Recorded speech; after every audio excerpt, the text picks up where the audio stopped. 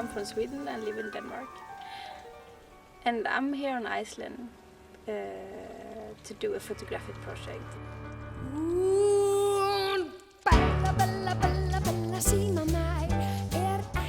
Many people in Denmark, they think I'm from Iceland because of my accent, which I think is a bit strange because the Icelandic accent is totally different.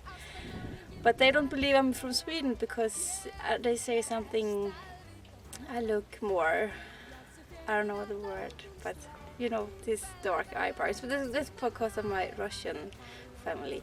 But I got curious about Iceland. I thought maybe if I go here and I can reflect myself in something. I don't know. I was just curious, would I find something?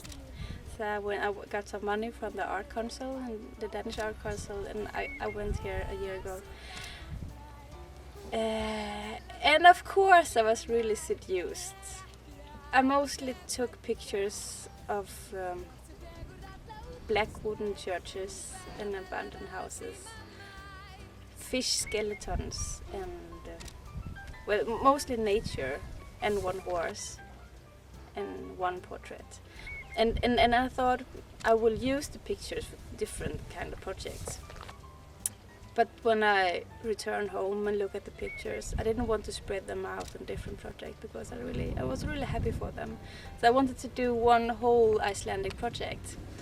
So I went back, and now I'm here again to do mostly portraits to accomplish the project. But I don't think it will accomplish this time. I think I have to go back again because when I'm here I still find new things, and last year I was here only for a week, and also this time, and it's a very, very, very intense week.